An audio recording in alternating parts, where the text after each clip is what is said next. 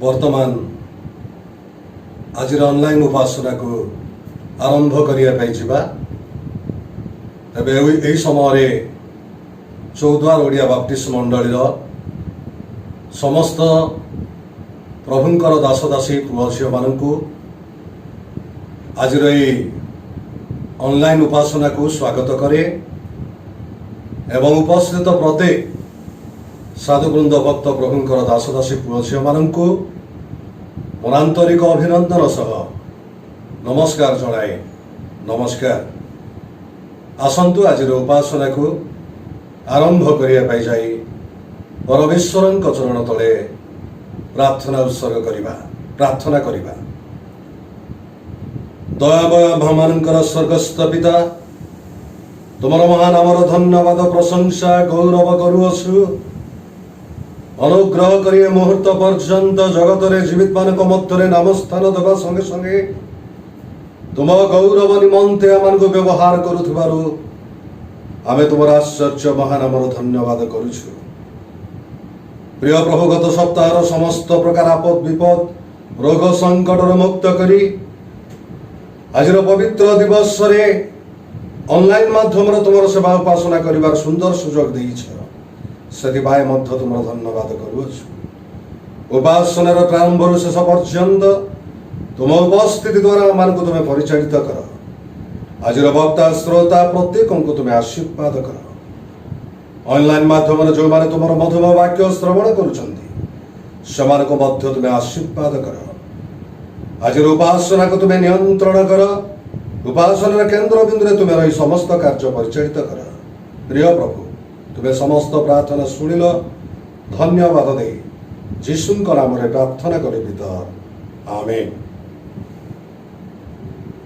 वर्तमान आज प्रसंग पाठ करवा जहाँ आपण माने पाइबे लोकलिखित सुसमाचार तार 18 पर्वर एक पद माने पाठ करवा। देखंतु लेखा अछि क्लांत न होई सर्वदा प्रार्थना करवा जे कर्तव्य ए विषय से दृष्टांत दे कहले। प्रभु आज पठित अंश श्रवण विशेष मान को आशीर्वाद करंतु आमीन। आसंतु ए समय गोटे गीत माध्यम परमेश्वर प्रशंसा करवा। आई समय दान संग्रह कर मंडली प्रत्येक परिवार को मु अनुरोध करी आपण परिवार मध्य आपण गृह मध्य गोटे पात्र रे आपण माने दान संग्रह कर रखंतु।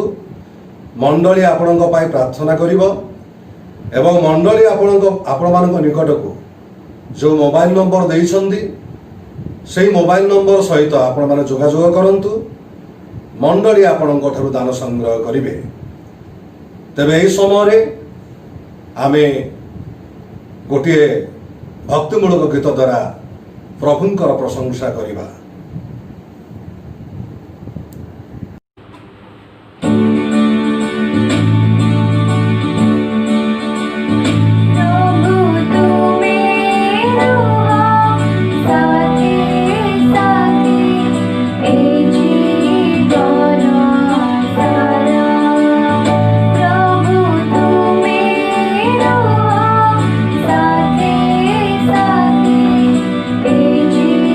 God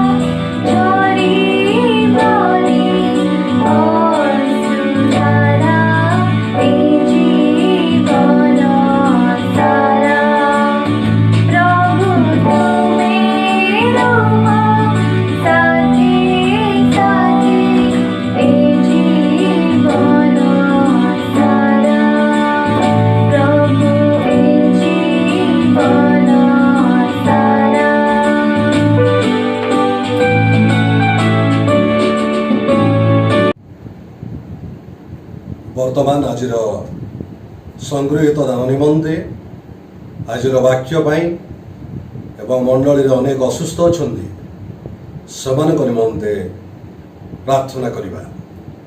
आसंतु प्रार्थना करिबा। परम धन्य पूज्य पिता तुमर आश्चर्य महानामर धन्यवाद करुछु। तुमर गौरव प्रशंसा वंदना करू करू प्रिय प्रभु इस समय मंडली अनेक परिवार व अनेक व्यक्ति विशेष सेमानकर संगृहित दान को देइछन्दी। सेही संगृहित दान को तुम हस्तर मु समर्पण करुछि। तुम्हें हस्तार्पण करी आशीर्वाद कर। सेही दान तुम राज्यर विस्तारित निमंते तुम्हें व्यवहार कर। एवं जो हस्त देई अछि जो व्यक्ति विशेष से दान देइछन्दी से हस्त को से दान को से व्यक्ति को बहुल भाव में तुम्हें आशीर्वाद कर एवं तुम गौरव निमंते बंचिया तुम्हें अनुग्रह कर। प्रिय प्रभु से मंडली मध्य अनेक दासदासी माने असुस्थ अछन्दी।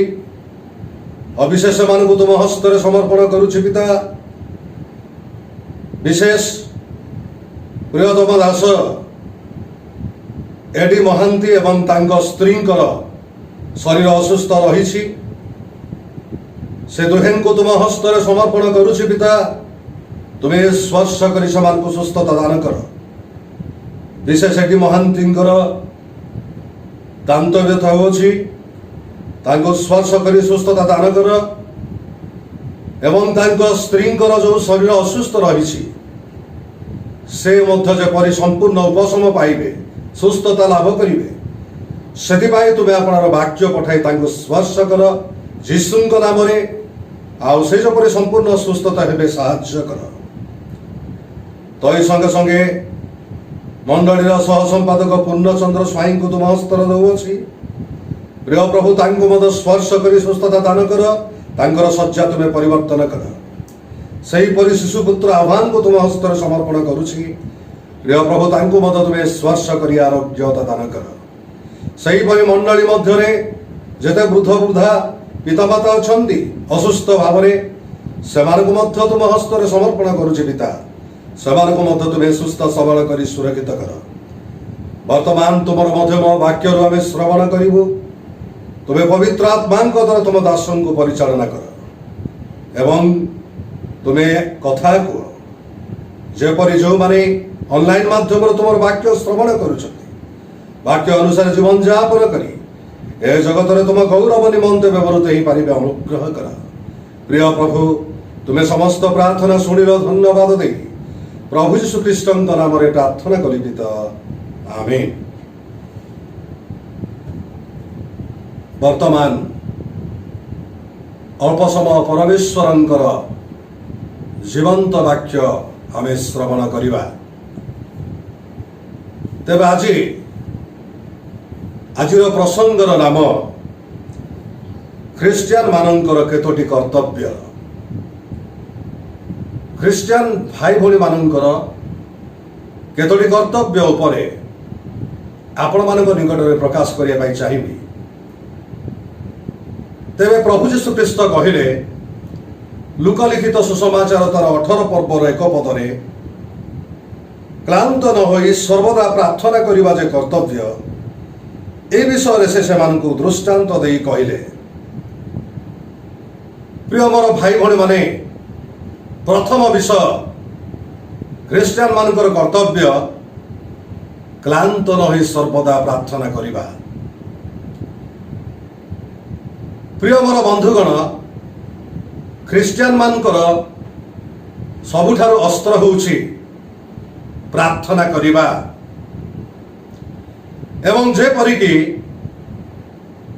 जड़े व्यक्तिंकर निश्वास प्रश्वास तांको शरीर चली गले से मरी जाए प्रार्थना होउछि सेही परी।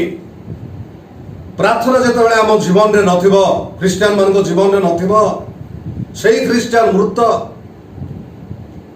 तेणु मोर प्रिय बंधुगण क्लांत नई सर्वदा प्रार्थना करिबा ଖ୍ରୀଷ୍ଟିଆନ ମାନଙ୍କର କର୍ତ୍ତବ୍ୟ।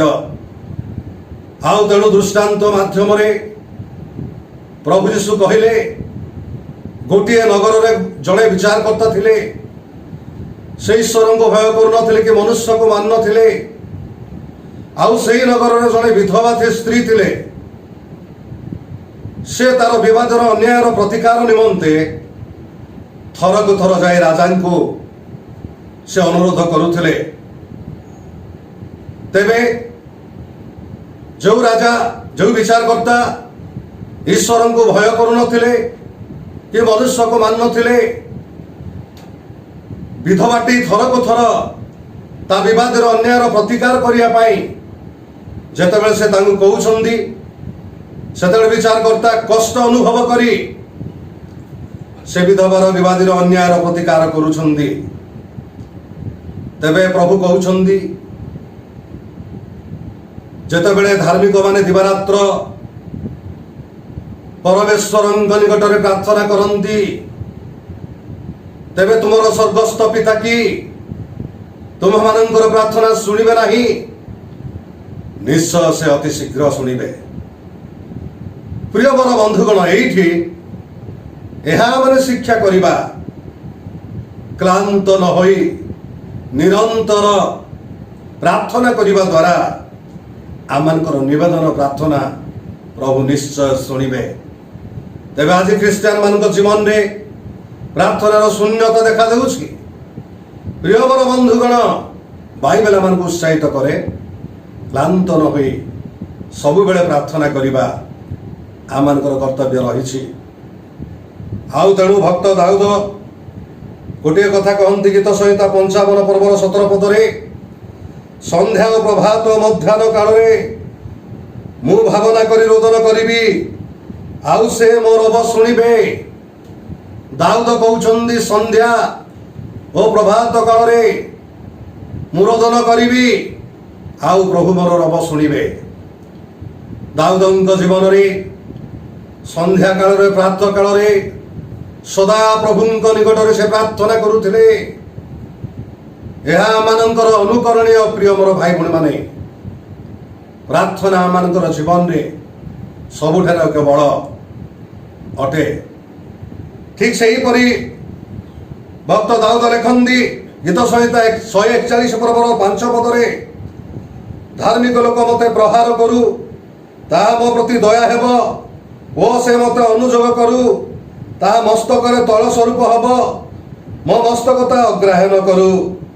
ସେମାନଙ୍କର ନାନା ଦୁଷ୍ଟତା ସମୟରେ ମୋହର ପ୍ରାର୍ଥନା ଚଳୁଥିବ। ସେମାନଙ୍କର ନାନା ଦୁଷ୍ଟତା ସମୟରେ ମୋର ପ୍ରାର୍ଥନା ଚଳୁଥିବ। ଭକ୍ତ ଦାଉଦ ଏ କଥା କହୁଛନ୍ତି। ଜଗତର ଲୋକମାନେ ଯାହା ବି ହୁଅନ୍ତୁ, କିନ୍ତୁ ମୁଁ ପରମେଶ୍ୱରଙ୍କ ନିକଟରେ ପ୍ରାର୍ଥନା କରୁଥିବି, ଏ କଥା ଭକ୍ତ ଦାଉଦ କଣ କରୁଛନ୍ତି? ପ୍ରକାଶ କରୁଛନ୍ତି। ଠିକ ସେହିପରି ଗୀତ ସଂହିତା 116 ପର୍ବର 2 ପଦରେ ସେ କହୁଛନ୍ତି, ସେ ମୋ ପ୍ରତି କର୍ଣ୍ଣପାତ କରିଅଛନ୍ତି, ଏଥିପାଇଁ ମୁଁ ବଞ୍ଚିଥିବା ଯାଏ ତାହାଙ୍କ ନିକଟରେ ପ୍ରାର୍ଥନା କରିବି। ଦାଉଦ କହୁଛନ୍ତି, ମୁଁ ବଞ୍ଚିଥିବା ଯାଏ ତାହାଙ୍କ ନିକଟରେ ପ୍ରାର୍ଥନା କରିବି। ପ୍ରିୟ ମୋର ଭାଇ ଭଉଣୀମାନେ, ପ୍ରାର୍ଥନା ଏକ ବହୁମୂଲ୍ୟ ବିଷୟ। ପ୍ରାର୍ଥନା ଦ୍ୱାରା ଈଶ୍ୱରଙ୍କ ସହିତ କଥାବାର୍ତ୍ତା କରିପାରିବା, ଆଳାପ କରିପାରିବା।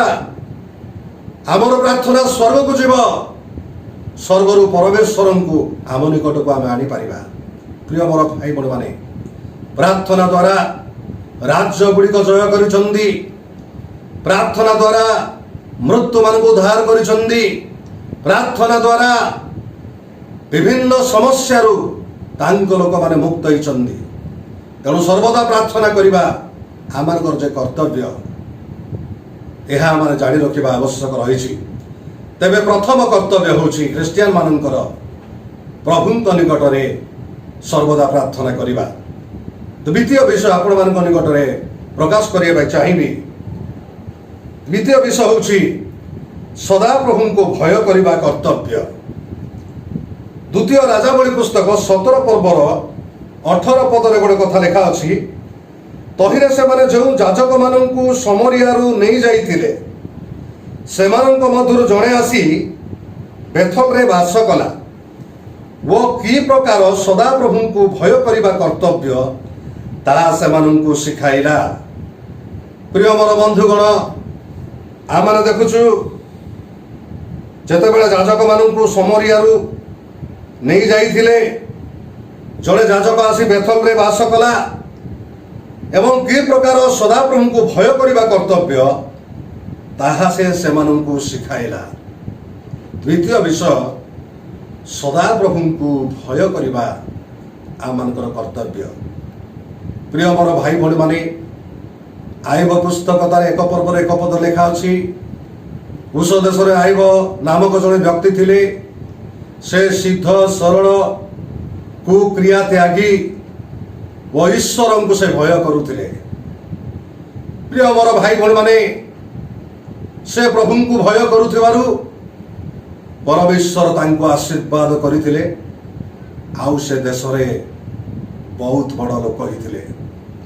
ठीक से ही परि प्रेरित पुस्तक 10 पर्वर 1 पद 3 पद भितर आमे देखुछु काइसरिया नगर में कर्निलिय नामक जड़े व्यक्ति थिले से इतालिक नामक सैन्य दलर जड़े श्वेत सेनापति थिले। से जड़े भक्त सपरिवार ईश्वर को भय करुथिले लोक मान को बहुत दान दउथिले एवं सर्वदा ईश्वर क्षमरे प्रार्थना करुथिले।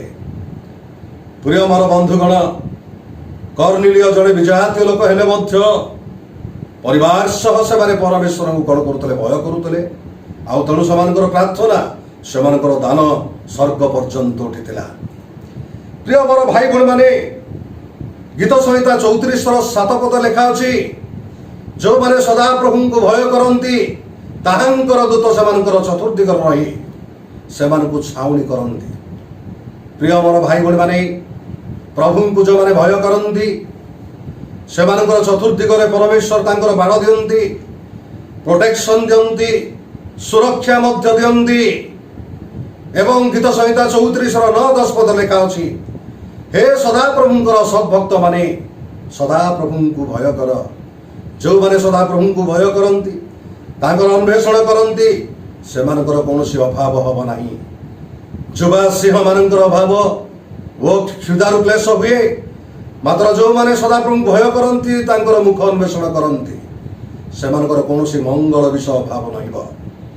प्रिय मोर भाई भौणी माने ज्ञानी सोलोमन गोटे कथा लिखती उपदेशक पुस्तक तार 12 पर्वर 13 पदरे सार कथा ये सब शुणा जाऊँगी परमेश्वर को भय कर वो ताहांकर आज्ञा सब पालन कर यह ही मनुष्यर पूर्ण कर्तव्य कर्म। प्रिय मोर बंधुगण प्रभु को भय करवा द्वितीय कर्तव्य काम ख्रीस्टियान मानकर आज ईश्वर भय आम जीवन ना मोर प्रिय भाई भौणी माने किंतु प्रकाशित पुस्तक 19 पर्वर 5 पद घरे आपण माने पढ़ंतु से स्टार लेखा अछि हे परमेश्वरंकर दास माने ताहांकर प्रशंसा कर हे ताहांकर भयकारी क्षुद्र अमान लोक माने ताहांकर प्रशंसा कर।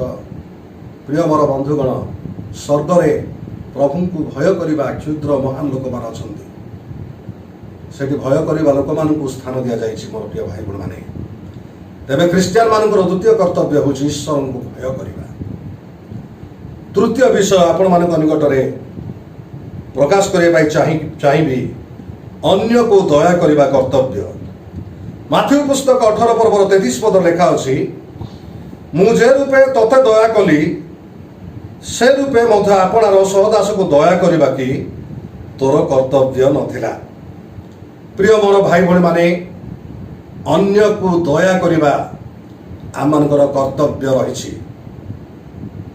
जेहेतु ये स्थान में प्रभु यीशु ख्रीष्ट एक दृष्टांत से कौन कर प्रदान करुछंती स्वर्ग राज्य हिसाब करुथिबा एक राजांक सदृश जड़े ऋणी राजांक निकट को तांको अणागला राजांक ठारू से 3 कोटी टंका ऋण नहीं थिले।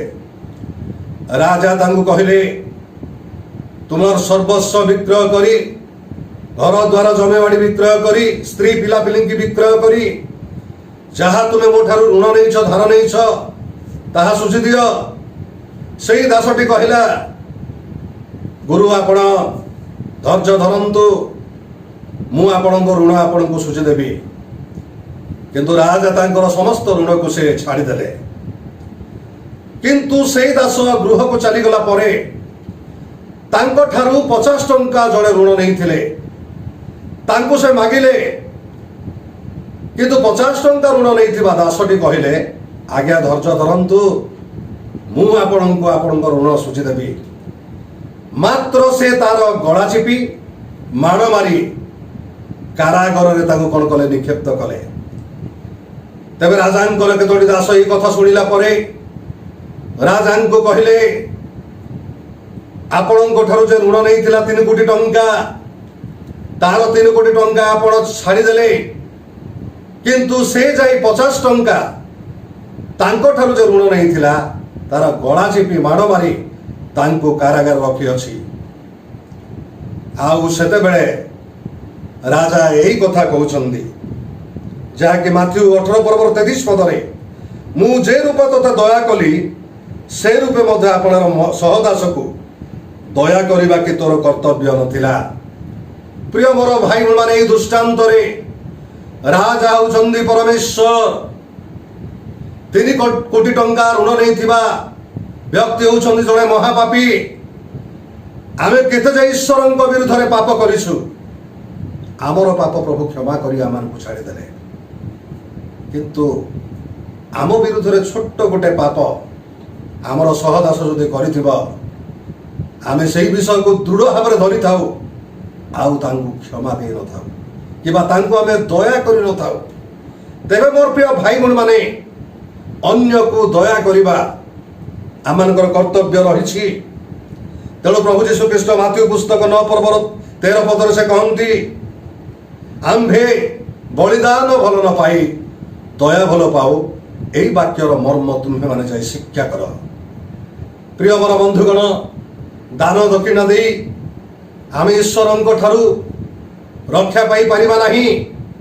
ପ୍ରଭୁ ଆମମାନଙ୍କ ଠାରୁ ସେ ଦୟାର ଗୁଣ ଚାହାନ୍ତି। ଆମେ ଯେପରି ଅନ୍ୟକୁ ଦୟା କରିବା, ଏହା ପ୍ରଭୁ କ'ଣ କରନ୍ତି ଚାହାନ୍ତି। ତେଣୁ ମାଥ୍ୟୁ ପୁସ୍ତକ 5 ପର୍ବର 7 ପଦରେ ଲେଖା ଅଛି, ଦୟାଳୁ ଲୋକେ ଧନ୍ୟ, କାରଣ ସେମାନେ ଦୟା ପ୍ରାପ୍ତ ହେବେ। ଲୁକା 6 ପର୍ବର 36 ପଦରେ ଲେଖା ଅଛି, ତୁମର ସ୍ୱର୍ଗସ୍ଥ ପିତା ଯେପରି ଦୟାଳୁ, ତୁମେ ସେହିପରି ଦୟାଳୁ ହୁଅ। ହିତୋପଦେଶ 19 ପର୍ବର 17 ପଦରେ ଲେଖା ଅଛି, ଯେ ଦରିଦ୍ରକୁ ଦୟା କରେ ସେ ସଦା ପ୍ରଭୁଙ୍କୁ କ'ଣ କରେ? ଋଣ ଦିଏ। ପ୍ରିୟ ମୋର ଭାଇ ଭଉଣୀ ମାନେ, ଆମମାନଙ୍କ ଠାରୁ ଦୟାର ଗୁଣ ପରମେଶ୍ୱର ଚାହାନ୍ତି। ଆଉ ଅନ୍ୟକୁ ଦୟା କରିବା ଯେ ଆମମାନଙ୍କର କର୍ତ୍ତବ୍ୟ, ଏହା ଜାଣି ରଖିବା ଆବଶ୍ୟକ ରହିଛି। ଚତୁର୍ଥ ବିଷୟ କହି ମୁଁ ସମାପ୍ତ କରିବି। ପ୍ରଥମ ଜହନ 3 ପର୍ବର 11 ପଦରେ ଲେଖା ଅଛି, କାରଣ ଆମ୍ଭମାନଙ୍କର ଯେ ପରସ୍ପରକୁ ପ୍ରେମ କରିବା କର୍ତ୍ତବ୍ୟ, ଏହି ବାଣୀ ତୁମେମାନେ ଆଦ୍ୟରୁ ଜାଣିଅଛ। ପ୍ରିୟ ମୋର ବନ୍ଧୁଗଣ, ଚତୁର୍ଥ କର୍ତ୍ତବ୍ୟ କଥା ମୁଁ ଆପଣମାନଙ୍କ ନିକଟରେ ପ୍ରକାଶ କରିବି। କାରଣ ଆମ୍ଭମାନଙ୍କର ଯେ ପରସ୍ପରକୁ ପ୍ରେମ କରିବା କର୍ତ୍ତବ୍ୟ, ଏହି ବାଣୀ ତୁମ୍ଭେମାନେ ଆଦ୍ୟରୁ ଶୁଣିଅଛ। ପରସ୍ପରକୁ ପ୍ରେମ କରିବା ଆମମାନଙ୍କର କର୍ତ୍ତବ୍ୟ ରହିଛି। ମୋର ପ୍ରିୟ ଭାଇ ଭଉଣୀମାନେ, ଯେହେତୁ ବାଇବେଲ ପ୍ରକାଶ କରେ ଈଶ୍ୱର ତ ପ୍ରେମ, ଆଉ ଯେ ପ୍ରେମ କରେ ନାହିଁ ସେ ଈଶ୍ୱରଙ୍କୁ ଜାଣେ ନାହିଁ। ପ୍ରିୟ ମୋର ଭାଇ ଭଉଣୀମାନେ, ନାମ ଧରି ଖ୍ରୀଷ୍ଟିଆନ ହେବା ପାଇଁ ଚେଷ୍ଟା କରିବା ନାହିଁ। ପରସ୍ପରକୁ ପ୍ରେମ କରିବା, ଅନ୍ୟକୁ ପ୍ରେମ କରିବା ପାଇଁ ସବୁବେଳେ ଆମେ ଚେଷ୍ଟା କରିବା। ପ୍ରଭୁ ଅଳ୍ପ ବାକ୍ୟରେ ଆମମାନଙ୍କୁ ଆଶୀର୍ବାଦ କରନ୍ତୁ। ଆମେନ୍। ପ୍ରାର୍ଥନା କରିବା। ସ୍ୱର୍ଗ ଯାହାର ସିଂହାସନ, ପୃଥିବୀ ଯାହାର ପାଦପୀଠ, ଏପରି ଆଶ୍ଚର୍ଯ୍ୟ ମନ୍ତ୍ରୀ ପରାକ୍ରାନ୍ତ ପରମେଶ୍ୱରଙ୍କ ଚରଣ ତଳେ ଧନ୍ୟବାଦ ପ୍ରଶଂସା ଗୌରବ କରୁଛୁ। ପ୍ରଭୁ ତୁମ ବାକ୍ୟ ଦ୍ୱାରା ଆମମାନଙ୍କୁ ତୁମେ କଥା କରିଛ। ଆଉ ଆମମାନଙ୍କର 4 ପ୍ରକାର କର୍ତ୍ତବ୍ୟ ପ୍ରଭୁ ଆଜି ତୁମେ ପ୍ରକାଶ କରିଛ। ସେହି ବାକ୍ୟ ଅନୁସାରେ ଆମେ ପ୍ରତ୍ୟେକ ପରିଚାଳିତ ହବ। ଅନୁଗ୍ରହ କର। ଅନଲାଇନ୍ ମାଧ୍ୟମରେ ଯେଉଁମାନେ ବାକ୍ୟ ଶ୍ରବଣ କରୁଛନ୍ତି ସେମାନଙ୍କୁ ମଧ୍ୟ ତୁମେ ଆଶୀର୍ବାଦ କର।